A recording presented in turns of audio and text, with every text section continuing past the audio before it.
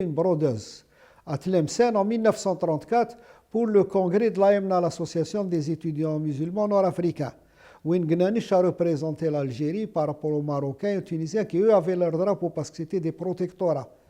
Donc, le drapeau a servi en 1937 au défilé de Madame Sali, de Msali El-Hadj et de Madame Sali. Et finalement, les Ngnanesh auraient, selon ce qu'ils se dit à Tlemcen, ayant eu peur d'une perquisition, ils auraient muré ce drapeau là dans la maison des Ngnanesh. Donc ce drapeau n'existait plus en 1945.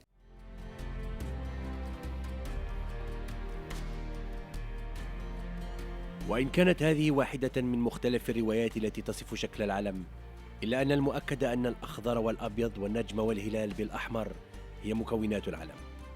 وفي ظل ذلك الزخم العارم والأحداث التي طبعت هذه الفترة، استغل مسؤولو الحزب الفرصة من أجل تعبئة الجماهير الجزائرية المتحمسة، فكان العلم أفضل وسيلة في تلك التعبئة. بدأت معركة العلم في الجزائر. هذه المعركة قرر الحزب أن تخوضها كل مناطق الوطن، فتقرر بعد شهر أن يزور العلم وهران. وفي وهران في 27 أوت 1937 هنا نزل إلى مدينة وهران جموع المواطنين الجزائريين من كل بلدان الغرب الجزائري ليروا العلم بأعينهم. وهكذا كانت مظاهرة العلم السلمية. وأمام الميناء خطب زعيم الحزب قال: جئنا إلى وهران لندفن مشروع فيولات، وهي الإصلاحات تاع موريس فيولات التي تدعو إلى تطبيق مبدأ ومفهوم الألجيري فرنسيز.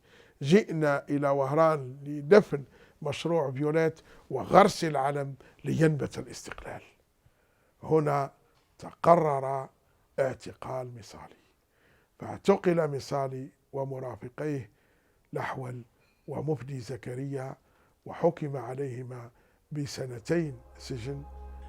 بعد أقل من 8 سنوات من ذلك، تؤكد الحركة الوطنية في مؤتمرها المنعقد في الأيام ال4 الأولى من شهر مارس سنة 1945 صراحة على أن علم حزب الشعب الجزائري المرفوع في مظاهرات جويلية 1937 هو نفسه الذي سيتم اعتماده كعلم وطني وبصفة رسمية.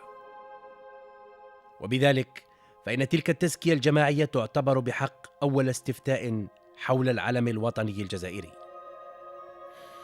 وما هي إلا أسابيع معدودات من ذلك التاريخ حتى توقفت الحرب العالمية الثانية أخيرا، وبدأ الحلفاء في إعداد العدة للاحتفال بيوم النصر ضد دول المحور. وظن الجزائريون أنهم معنيون بالاحتفال أيضا بسبب التضحيات الكبيرة التي قدموها لصالح الحلفاء، فشرعهم أيضا في التحضير للاحتفال من خلال الانتظام في مسيرات حافلة يوم الفاتح ماي 1945. Fin mars 1945, le maréchal Zhukov, chef de l'armée rouge, il était aux portes de Berlin. وتكلم في لا راديو des Alliés, قال لهم nous allons fêter le 1er mai 1945 avec la chute du Troisième Reich. واش يعملوا هما اجتمعوا قال لك لازم نحضروا روحنا pour organiser à travers tout le pays des manifestations pour rappeler aux Alliés, d'une part, leur promesse pour qu'on ait notre droit à l'indépendance et à l'autodétermination. Deuxièmement, puisque les communistes, à l'époque, attaquaient le PPA, comme quoi c'était des fascistes au service de l'Allemagne, il fallait aussi qu'on leur montre que nous aussi on fête la victoire des Alliés. Et troisièmement, qu'il faut mobiliser, il faut que la population sorte dans les rues et montre à tout le monde qu'elle est pour l'indépendance. Donc voilà les objectifs. Le jour de la victoire, il y aura certainement des défilés. Et en Algérie, le régime colonial ne manquera pas de faire défiler des populations algériennes par milliers amenées dans des camions et arborant le drapeau français pour démontrer que les Algériens sont pour la France. Il fallait démontrer que les Algériens n'étaient pas pour la France. Comment montrer que nous n'étions pas pour la France? Eh bien, il fallait défiler. Ceux qui étaient pour la France allaient défiler avec le drapeau français. Eh bien, nous, il va falloir défiler avec le drapeau algérien.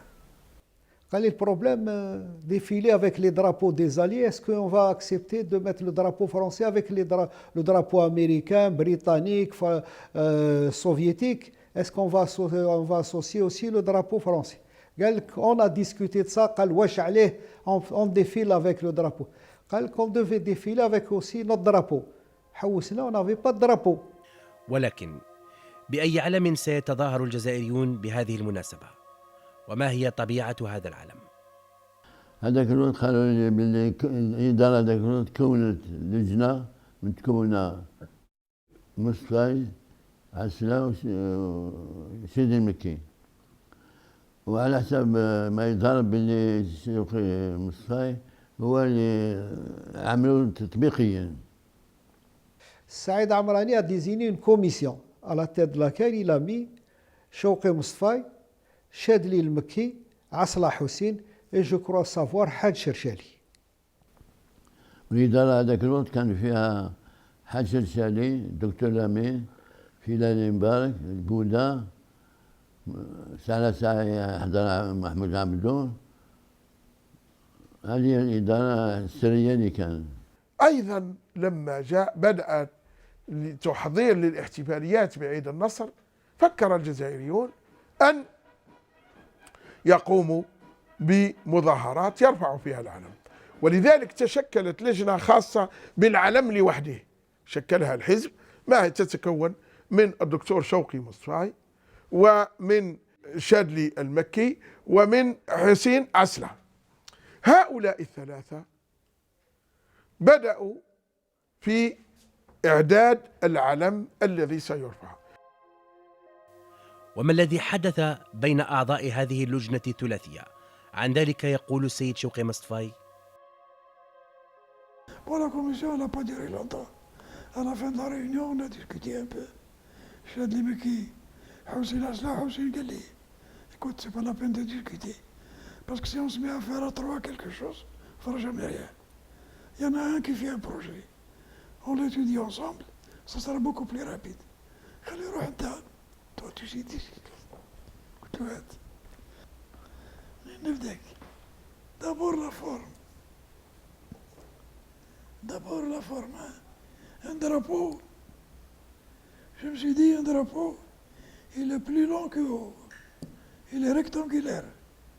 Il n'est pas carré. J'ai tracé.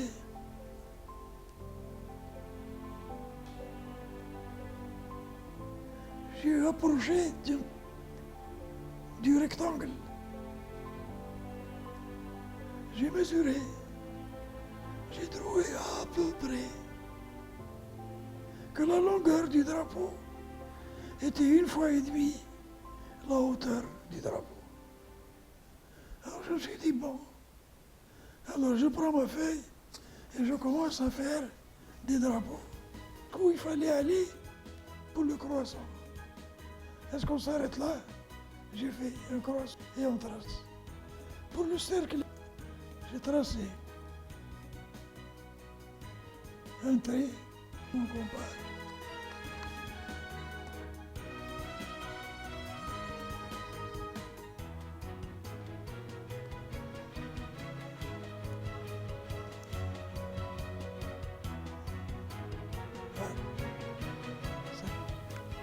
Amrani, chargé de l'organisation, a pris le truc en charge. Et voilà, il faut me faire un topo pour expliquer. Je lui ai fait, ils ont tiré ça à la Ronéo et ils ont distribué ça à toutes les sections. سعيد عمراني عمي وفي ال 45 في افريل 45 كان هو شيف de l'organisation. L'organisation, c'est les gens qui ont succédé au Carnat وعاودوا اندمجوا في البي بي ان 44.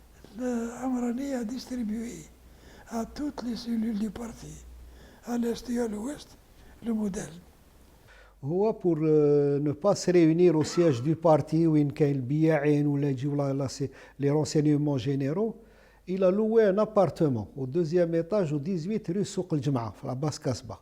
L'appartement était la propriété de Moufdi Zakaria et de Mohamed Henni Di Daqi. كراولوا l'appartement هذاك. ولذلك عادوا رسم العلم بشكل منظم، واتخذوا من محل السيد مفدي زكريا محلا للخياطة، وفعلا في يوم 30 أبريل خيطت 300 علم تم توزيعها على كل دوائر الحزب على المستوى الوطني. أول مرة شفت العلم الجزائري الحاضر في ماي 45 لما وصلت المخبر في سوق الجمعة، وربوا لي الجماعة وقالوا لي كيفاش تكون وشكون اللي خيطوا. كان العائلة ديال القيمي خيطاتو، عائلة الطالب خيطوا، هذوما الناس اللي كنا نعرف اللي خيطوا العلم الجزائري الأول. والتي أخطت العلم من عائلة طالب هي هذه السيدة باية طالب، شقيقة سعيد عمراني، تذكر جميع التفاصيل الدقيقة لتلك المهمة الكبيرة. في تلك الفترة لم يتجاوز سنها 16 سنة، علما أن شقيقتها زهور ساعدتها أيضا في ذلك العمل. شهادة تدلي بها لأول مرة أمام الكاميرا. 17 نوفمبر 1929 عمراني بايا إيبوز طالب. كنت على كل حال كنت الخياطة نافي با دو سكري بور موا، كنت نخيط. ونهار من النهارات خويا سي عمراني السعيد قال لي شوفي اليوم ماذا بيا تخيطي لي حاجة، تنجمي تخيطي لي هذا. قلت واش نقطع عمري ما درتو. قال لي لا جوستومون هذا هو الاولاني ديريه لي. قلت كاش منين نبداه؟ قال لي شوفي انا نجيب لك الكيل ونجيب لك كاش تحضريه وكاش والخياطه من عندك انت. هكذا كان الحل. il avait les mensurations، كان عنده الكيل نتاع un drapeau qui était déjà mensuré avec les mensurations nécessaires. قال لي ها هو واش تعاودي واش ديري وانت الله. زوج خصان نتاع النجمه ديريهم في الخياطه مع الخياطه تاع الوسط، وخذي حذرك باش جهه واحده ركنه واحده تاع النجمه تجي على برا. يفو بيان لا سونطري. هذه وقف معايا عطاني لي مونسيغاسيون، جاب مكيل وقاضي الصلاح، انا جاي اكزيكوتي فوالا. ولكن القماش من بعد ما ورالي انا رحت شيت القماش، شيت دو ساتان فير دو ساتان بلان داكور تيقولوا له كريب ساتان في وقتنا. غير قول قعدت تقريبا نهار كامل معاه على خاطر بوبت ورد بالك. قلت لك 1 سنتيمتر بخي 1 دومي سنتيمتر بخي، الشغل كبير وتبغوا هذاك هو الاولاني. كنت مازال ما خيرتش من قبل دي درابو، دونك كنت ذاك العلام هو الاولاني فيه شغل كبير، تبويب وتحقيق والساتان يزلق وخياطتهم ما راهيش سهله. خياطتهم ما راهيش سهله خاطر لازم له يكون كيما نقولوا كي سوا بيان ريبريزونتاتيف، يكون شباب، يكون متحوف، يكون دونك غير قول قريب نهار كامل وانا معاه، لا نعيا ولا نريح نعاود دوار زيد تحف كبير. واش نقول لك وتحفتو على برا درت له شويشه ذهبي باش يرد عليه، اداه. هذيك هي واحد برك اللي درت في ذاك الوقت. À partir de là, ils ont acheté du tissu normal et ils ont fait faire plusieurs exemplaires de ce drapeau qu'ils ont distribué à travers le pays. Donc, ils ont distribué à Alger pour les 3 groupes de manifestation, تاع صحة الشهداء تاع سيدي عبد الرحمن وتاع باب جديد، les 3 groupes حاطين avec leur drapeau. في وهران، في بليده، في تيزي وزو، في تيكزير، في مستغانم. توت l'Algérie a manifesté. احنا في الجزائر جمعنا كاع. انا حضرت ليلة أول مي درنا اجتماع في بولفار سيرفونتيس عند واحد السيد كان هذا سي حمد بودا، وكانوا الممثلين تاع سانت اوجين وقيله تاع الحراش وتاع القصبة باش يتفاهموا الساعة الأخرى، وبالوزداد معاهم، وأنا غير حاضر برك. حنايا في العاصمة ناس القصبة قالوا نديروا مظاهرة في قلب القصبة ونخرجوا في بالنهيدي على حساب القوة اللي كانت عندهم. وحنا في حي الكورك كانت عندنا قوة، يعني نقولوا مئات تاع المناضلين. قلنا احنا ناخذوا ساحة الشهداء، وهكذا خدينا ساحة الشهداء ونظمناها ووجدناها حاجة. نعرف كانوا داروا لافتات هذوك لي بونكار داروا فيهم، هذاك الوقت ما نشفاش ما نقولكش ندخلش.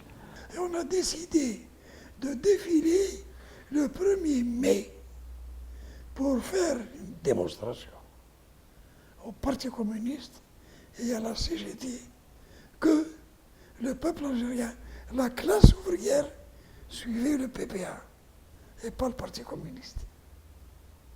Et nous avons réussi pleinement. احنا كي داروا ساحة الشهداء، الساعة اللي وجدناها هي ابتعاد مثلا من 5 تاع العشية في كاع الجزائر، من أقصاها إلى أقصاها. أصحاب القصبة كذلك داروا، ودرنا الدقيق باش هما يهبطوا من القصبة يلحقوا بالمهيدي، وإحنا من ساحة الشهداء ندوزوا على باب عزول ونطلعوا هذيك الطلعة ونخرجوا بالمهيدي دايرين الوقت. حنايا كي انا والوزداد الله يرحمه حنا درنا على بيكور مراقبين اوبسيرفاتور. كنا في ساحة الشهداء، كنت الخمسة غير خمسة أنا وياه في النادي الترقي مطلعين نطلعوا على ساحة الشهداء.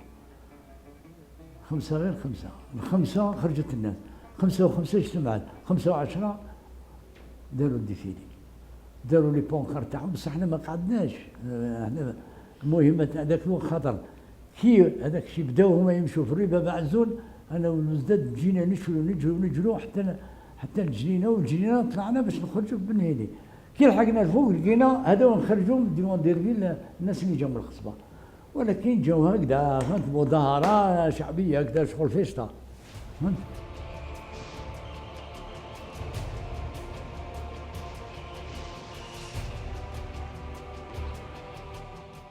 وكالعادة يسقط شهداء جزائريون مجددا تحت نيران الغدر، مع أن المظاهرة كانت سلمية 100%.